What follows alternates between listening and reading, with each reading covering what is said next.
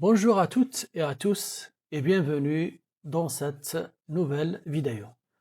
La parole n'est pas seulement des mots, mais une énergie qui influence l'esprit, le cœur et le comportement. Alors, la parole bienveillante construit et la parole blessante détruit. Le pouvoir se crée d'une seule phrase. Une seule phrase lancée comme ça, en quelques secondes, est-ce que ça peut vraiment changer une vie? On se dit souvent que ce sont les grandes actions qui comptent, mais l'analyse qu'on a aujourd'hui suggère que le pouvoir des mots est bien plus radical. On va se plonger dans un document qui s'intitule La puissance cachée de la parole bienveillante. Construire l'individu, la société et le bonheur conjugal. Notre mission, c'est de décortiquer ça, de comprendre comment les mots qui semblent n'être que des sons agissent en fait comme une véritable énergie. Une énergie qui peut soit construire, soit tout détruire. C'est exactement ça. Vous mettez le doigt sur un paradoxe. Les mots sont immatériels et pourtant, leurs effets sont incroyablement concrets. Et pour explorer ça, on va regarder cette dynamique sous plusieurs angles psychologique, social, même éducatif. Et bien sûr, dans la sphère la plus intime, celle du couple. Pour bien commencer d'ailleurs, le document nous plonge tout de suite dans une histoire très révélatrice. Ah oui, l'histoire de Selmi. Elle est vraiment percutante. Alors, le document nous présente ce jeune élève, Selmi, comme le genre d'élève qu'on a tous connu, quoi, catalogué comme paresseux. Un peu dans son coin, il a fini par accepter cette étiquette. Sauf qu'un jour, il a un déclic, il en a marre. Il décide de prouver qu'il vaut autre chose. Et son premier geste est tout petit, mais pour lui, c'est un pas de géant. Le professeur demande d'effacer le tableau. Et là, Selmi, avec sa nouvelle résolution, il lève la main, plein d'enthousiasme. Il se porte volontaire. On sent que c'est un moment clé pour lui. Et la réaction du prof est glaciale. C'est le mot. Au lieu de voir cet élan, de saisir cette main tendue et lui lance devant tout le monde, toi, tu n'es bon qu'à mieux effacer le tableau. Rien de plus. Point. La violence de cette phrase, c'est une flèche empoisonnée. Selmi, il cherchait une petite validation et il reçoit une humiliation publique. Son élan est brisé, net, sa motivation si fragile est anéantie. Et le pire, c'est que ça vient d'une figure d'autorité. Donc, ça grave l'image négative dans le marbre. C'est la disproportion qui est frappante. Une phrase de 10 mots face à une ambition qui naît, mais là, ça devient passionnant. C'est que l'auteur ne nous laisse pas là-dessus. Il propose de rebobiner. Et si le professeur avait dit autre chose? Genre, vas-y, je sais que tu en es capable. Merci pour ton initiative. Et là, tout aurait changé.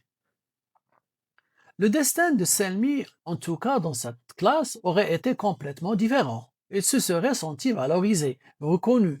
Sa confiance en lui aurait reçu un coup de boost incroyable. Il aurait probablement commencé à participer plus, à oser. Ça aurait tout débloqué. Exactement. Cette histoire, c'est une parabole parfaite. Une parole peut être un tremplin ou une trappe. Elle ouvre ou elle enferme. Comment le document explique cet impact sur le plan psychologique et quels sont les mécanismes? Alors, le document est très clair là-dessus. Une parole bienveillante, ça agit sur plusieurs leviers. Le premier, évident, c'est la confiance en soi, bien sûr, mais il y a plus subtil, c'est réduire l'anxiété liée à la peur de l'échec. Si on sait qu'on a le droit à l'erreur, et qu'on sera soutenu, même si on rate, on est beaucoup plus enclin à essayer, à prendre des risques. Ça donne un sens à l'effort. En fait, on travaille plus juste pour éviter une punition. Voilà, on travaille pour le plaisir de se sentir capable, encouragé. On a tous en tête une phrase comme ça, d'un prof ou d'un parent qui est resté. Absolument. L'analyse donne un autre exemple, celui de l'enfant qui hésite à répondre. Si on lui dit bravo d'avoir essayé, on valide le courage de participer, pas juste la bonne réponse. À l'inverse, un tu ne sais rien. Même si le ton de la blague, ça peut être terrible, C'est dévastateur parce que l'enfant, lui, il n'entend pas ma réponse est fausse. Il entend je suis nul. Et la fois d'après, il se tait. Les conséquences sont insidieuses. Une parole blessante, ça crée des schémas de pensée négative, ce qu'on appelle le dialogue interne. On finit par se répéter en boucle, je suis un éternel raté, je suis bon à rien. Et ce poison-là, ça boit tout. Et c'est un impact individuel énorme. Et le document suggère que ça ne s'arrête pas là. Ça se propage à la société entière. Comment ça marche, cette contagion? C'est ça qui est fascinant. Ça va bien au-delà de la simple politesse. Le document part d'une sorte de capital social verbal. Capital verbal. J'aime beaucoup cette image. Chaque merci sincère, chaque mot travail, c'est un petit investissement dans une culture de confiance, de coopération. C'est l'huile dans les rouages des relations humaines. Ça améliore l'engagement, la loyauté, la performance au final. Mais est-ce que c'est pas un peu idéaliste? Je veux dire, dans une entreprise, un merci peut vraiment compenser un management toxique? C'est une très bonne objection. Et non, le document ne dit pas que c'est une baguette magique. C'est plutôt le système immunitaire d'un groupe, un environnement riche en paroles positives et plus résilient. Un mot d'un inconnu, ça touche. Le même mot de la personne qui partage votre vie, ça peut construire ou ça peut anéantir. Des paroles comme j'apprécie vraiment ce que tu fais ou je t'aime pour ce que tu es, ce ne sont pas des banalités. Ils tissent un filet de sécurité affective. C'est ce qui l'autre d'être vraiment lui-même. C'est le carburant du quotidien. Mais soyons réalistes, c'est souvent dans les conflits que les mots qui blessent sortent. Quand on est en colère, c'est la question cruciale. Bien sûr, personne n'est parfait en plein conflit. L'idée n'est pas de ne jamais déraper, mais de comprendre la nature de l'arme qu'on utilise. Une accusation générale du type de toute façon, c'est toujours pareil avec toi. C'est une déclaration de guerre. L'autre se met sur la défensive et c'est fini. Et quelle serait l'approche constructive alors? C'est de parler de son propre ressenti, pas tu es, mais quand ça arrive, je me sens. On passe d'une accusation à l'expression d'un besoin. Ça transforme un adversaire en partenaire pour trouver une solution. À l'inverse, le sarcasme, les critiques répétées, c'est un poison long. Chaque mot est une brique qu'on retire du mur de la relation jusqu'à ce que tout s'effondre.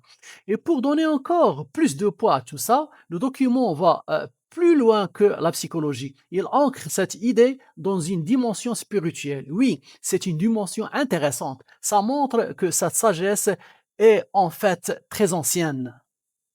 Le document souligne que l'islam, par exemple, accorde une importance énorme à la parole bienveillante.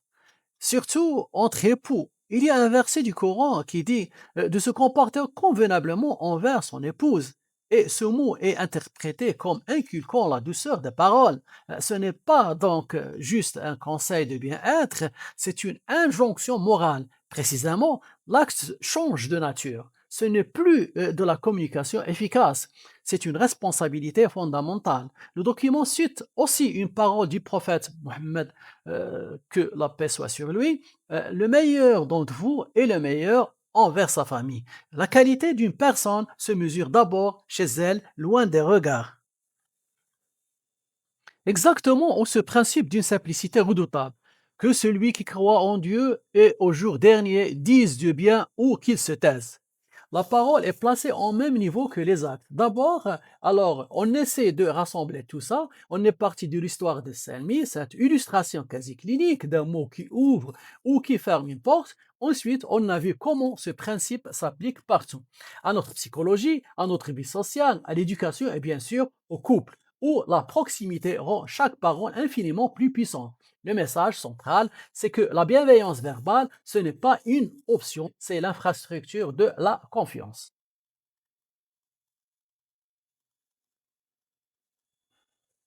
La conclusion du document est donc un appel à la conscience, à être attentive à l'impact de nos mots. Tous les jours, c'est un choix actif de construire des ponts plutôt que des murs. Tout à fait. Et pour finir, pour laisser une piste de réflexion, le document se concentre beaucoup sur les mots qu'on adresse aux autres. Mais il soulève une question vertigineuse. Qu'en est-il des mots qu'on s'adresse à soi-même? Si une parole blessante à l'extérieur est si destructrice, quel est l'effet de notre propre critique interne? De cette petite voix qui nous répète peut-être ce que le professeur a dit à Selmi, et à l'inverse, si on commençait par s'appliquer cette bienveillance à soi-même, qu'est-ce que ça pourrait débloquer? La conversation la plus importante de notre vie, c'est peut-être celle-là. Merci de votre attention et à la prochaine vidéo.